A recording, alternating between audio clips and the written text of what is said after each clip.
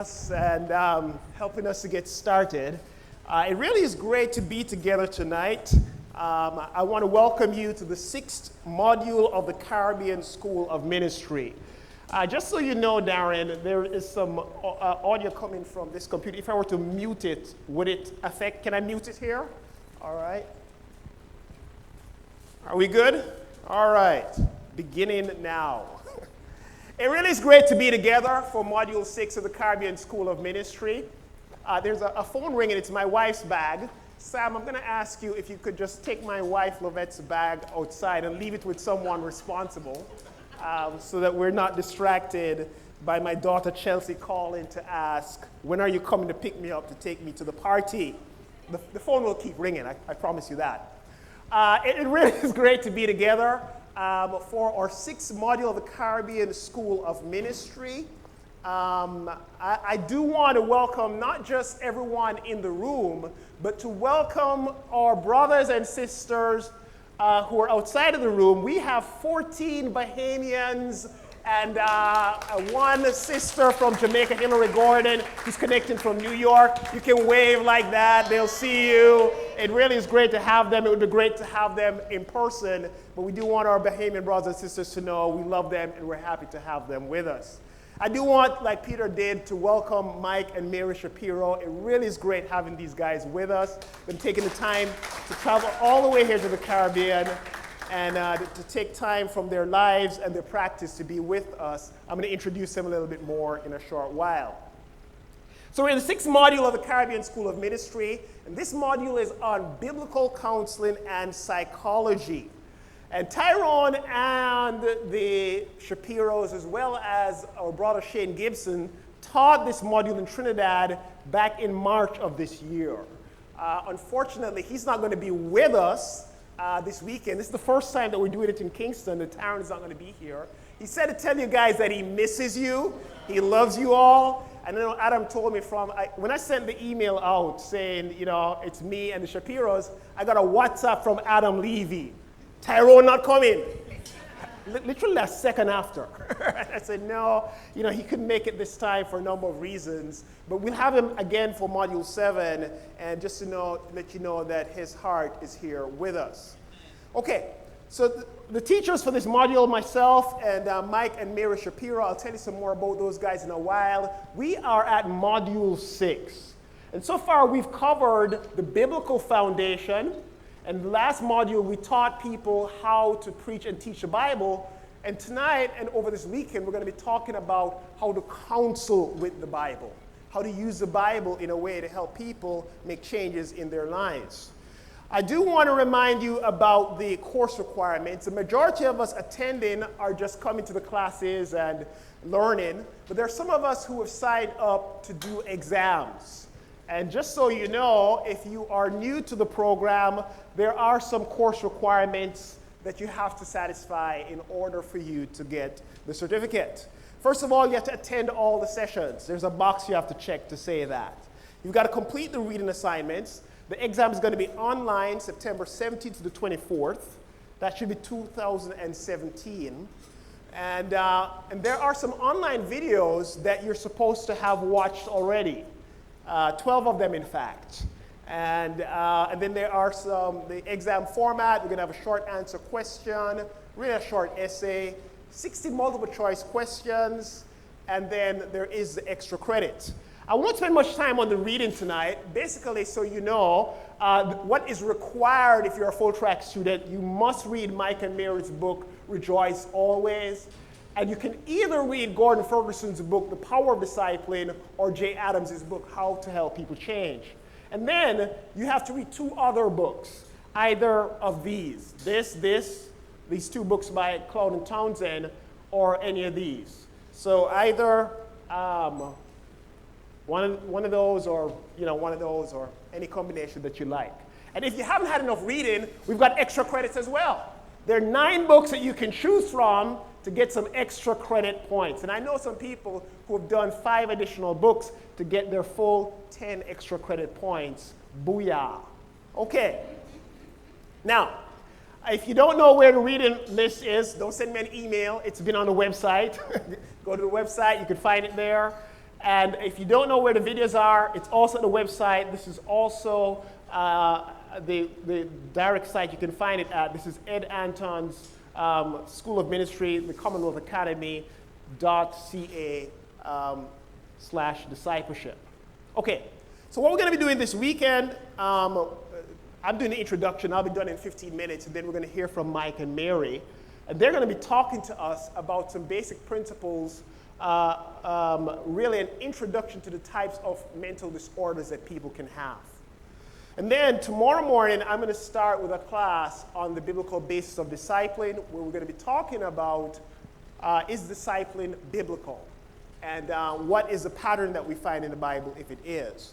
And then Mike and Mary are going to be talking about when to seek professional help. Essentially, at what point do you know as a disciple that you're in, over your head, and you really need to refer someone to someone professionally who can help them? And then in the afternoon, I'm going to be talking through a number of approaches to counseling and psychology from some of the required and extra credit reading, and looking at how that intersects with our discipline. How can we apply some of these principles?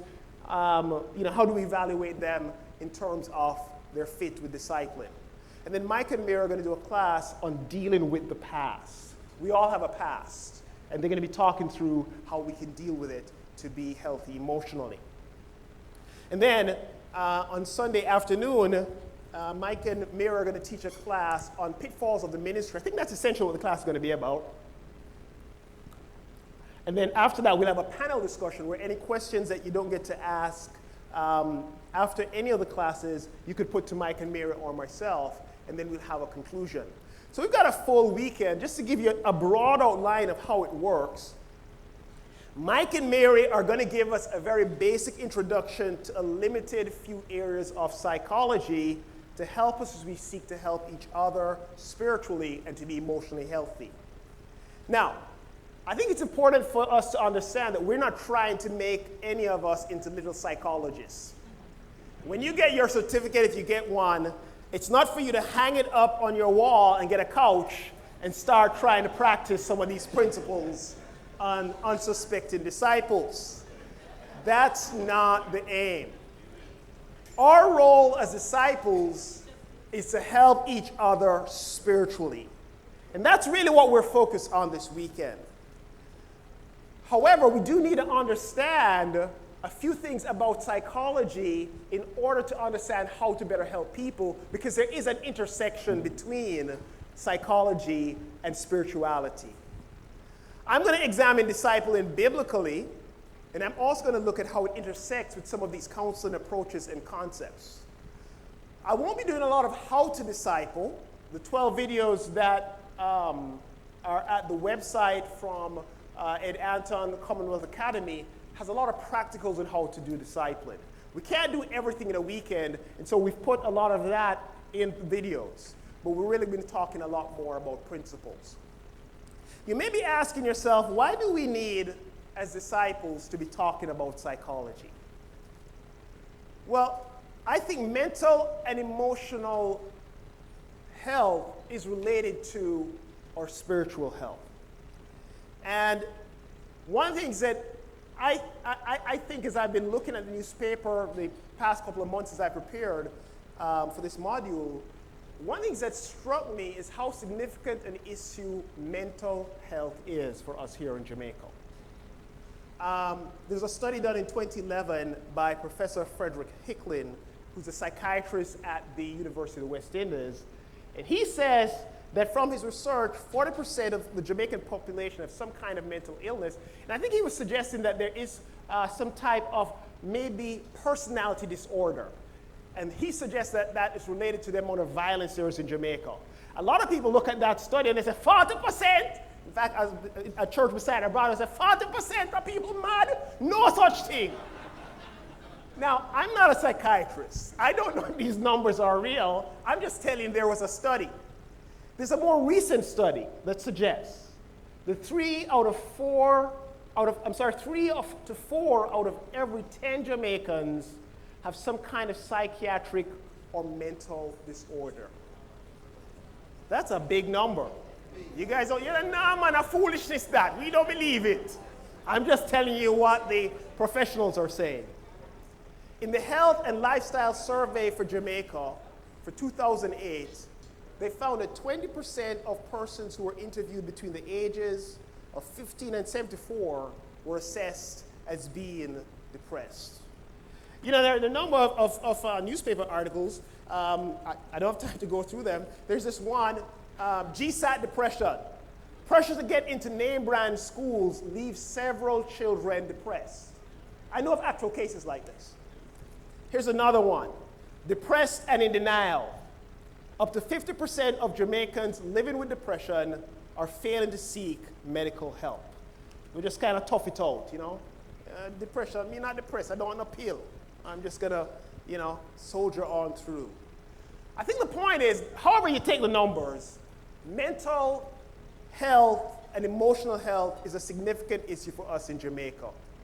And I think as disciples, if you haven't yet encountered someone with a challenge just as a disciple, you will.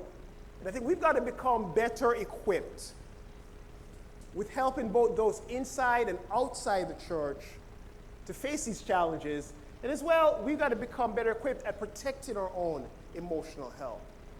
And so even though we as disciples are focused on our spiritual well-being, because our mental and emotional health intersects with it, I think we also need to be aware of some basic principles that will help us to better help people and to protect ourselves as disciples.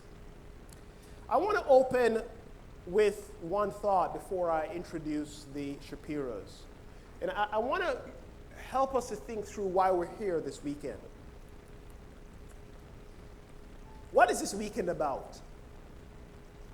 This weekend is about the fact that we are complex beings made by God. And we need to approach each other and helping each other with humility and dependence on God. And I want to try to plant one thought in your mind, which I hope will stay with you throughout this weekend and serve as an organizing idea around which all that you learn and think about can sort of coalesce and cohere. It sort of serve as a prism through which you can view all that we talk about this weekend. And this thought is taken from Psalm 139 and verse 14. And there the psalmist says, I praise you because I'm fearfully and wonderfully made. What does it mean to be fearfully and wonderfully made? I want you to look at your hands. Look at your palm. Look at the back of your hand. Look at the details of it. Look at the bed of your nails. Look how complex it is. Turn it over and look at your fingertips. You know that no one else has a fingerprint exactly like yours. Your fingerprint is the only one of all the billions of people that God has made. He's made you with a fingerprint that no one else has. Now forget your hands. Think about your organs and your cells. Think about all the systems of your body. And think about all the complex things that your body does effortlessly without your thinking about it. And understand, you're not only unique, you're complex. But when this passage says that we are fearfully and wonderfully made, does it mean only that we're physically fearfully and wonderfully made? Psalm 139 is framed by two sets of verses. Verse 1 and 2, you've searched me, Lord, and you know me. You know when I sit and when I rise. You perceive my thoughts from afar. And then at the end, verse 23 and 24, search me, God, and know my heart. Test me and know my anxious thoughts. See if there's any offensive way in me and lead me in the way everlasting. These four verses act as a kind of like bookends or a frame around the entire psalm. In the same way that a picture frame frames a portrait to influence how you look at it. to shape the perspective from which you see it, these 4 verses are intended to shape how we think about this psalm. And you know the perspective that it's given us? That the psalm is about knowing.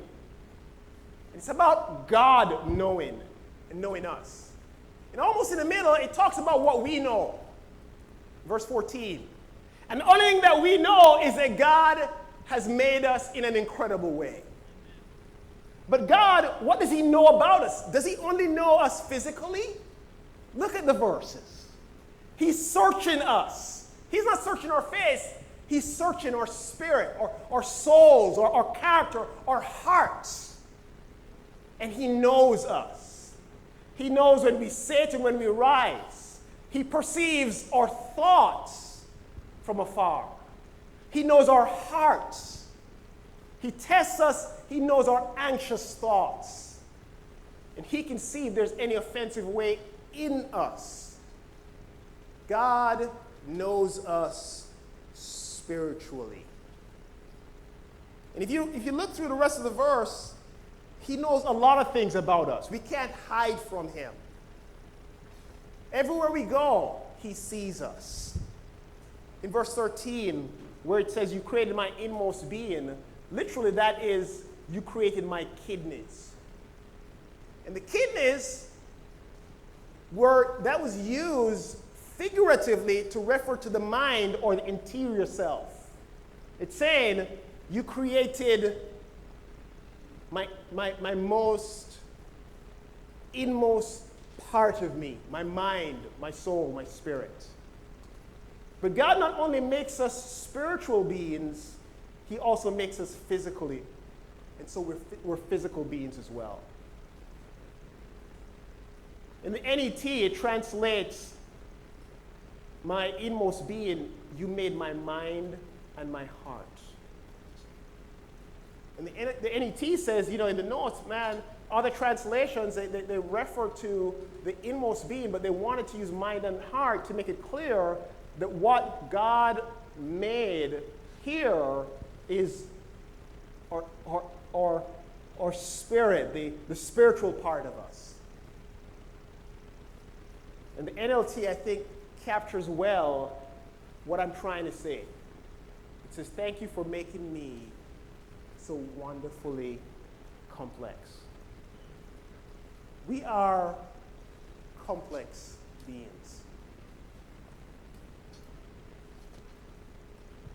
Each of us is a complex blend of several different interrelated components. Psychologists say, well, the mind and the body, how do they connect? That's a big question.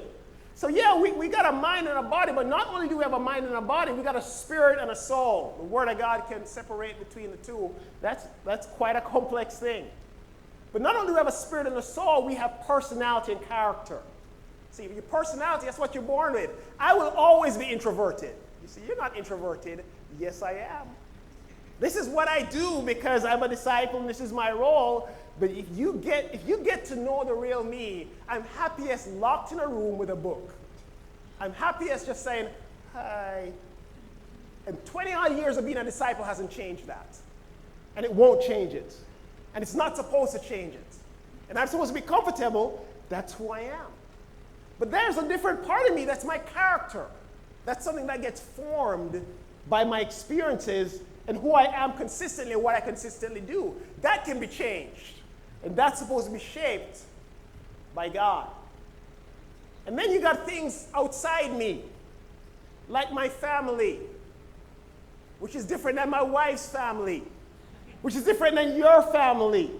And those experiences have a lot to do with who I am. Not to mention all the experiences that I go through in life that shape me.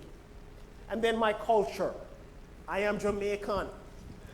And that means I'm a little bit assertive, even though I'm introverted. And that means, according to CNN, I'm in the nationality of the third coolest nation in the world. You can tell I'm cool. I'm Jamaican. The point I'm making is, All of these different interrelated aspects of us form our person. And we can't be understood apart from our families and our backgrounds, and we're not only unimaginably complex, but we're also unique. And we don't even know ourselves fully. So the psalmist says, he says, God is to search us. You ever had a thought or done something that you didn't believe that you would do? That ever happened to you? Within each of us, there is a space as vast and unexplored as the universe.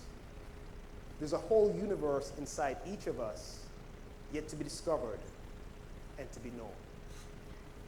And only God fully knows us. And I'm saying all this to say, this should make us tremendously humble as we approach another human being, to help them and to understand them and to diagnose their problems and to seek to offer them solutions. Even more so when you deal with a Christian who the Bible says is a new creation and has the Holy Spirit. You can't have a cookie cutter approach, one solution that fits all persons. And so Mike and Mary's question is, how much is sin and how much is psychological? I'm going to let them answer that. That's a tough question. We'd like it to be easy, wouldn't it? We'd like to say it's sin. If you're depressed, what you do? What are you guilty of? If it's because you're not rejoicing enough, that's why you're depressed. Or you're struggling, what is your sin? And we would love to reduce everything down to sin, wouldn't we? It would make life simple. Find a passage and you fix it. But complexity, though we don't like it, is a part of life. God has made us complex, both physical and spiritual. And there can't just be one approach because our problems are multifaceted. And you got to be careful of the person who says, I have the answer. We got to be humble, and we got to seek to learn. Always being guided by God, because He alone knows us all fully. The psalmist says, man, your thoughts are amazing. They're so profound. He says, man, if I were to count them, they're too much to count. And then he says a curious thing. He says, when I awake, you're still there. You know what's happening? He's counting so long, he'll fall asleep. And then he wakes up. God didn't doze off. God is right there. And his point is, God, you know so much that I will never get there. This weekend is about us beginning to try to understand the persons that God has created who are human. And I want us to be humble as we try to learn. There's none of us who got it all figured out. All the answers are not in psychology. All the answers are not in our church. All the answers are not in anybody but God. And so we've come together this weekend to learn from God and His Word, and hopefully led by His Spirit, how to help each other and how to know ourselves in a way that will help us to be shaped more and more into the image of Christ and to be healthy both spiritually and emotionally. I'm going to sit down now, but I'm going to introduce first our brother and sister Mike and Mary Shapiro. Mike and Mary are no strangers to the Kingston Church of Christ. They've been here a couple times. I believe the last they were here was in somewhere around 2007. And these guys, they're great disciples. They've served the church here in Kingston on a number of occasions. They both have PhDs in psychology, I believe both from the University of Georgia. Am I right? And they are both licensed and practicing clinical psychologists in Athens. They have 3 children, all of whom are disciples of Jesus, 2 of whom are married and have 1 child each. And there's an additional child on the way, so they are grandparents who believe in a multiplying ministry. Mike serves as an elder in the Athens church, has done that for a number of years. He'll be preaching on Sunday mornings, so you get a chance to hear from him. But when I think of Mike and Mary, I think of 2 humble disciples of Jesus who love God and want to serve His church.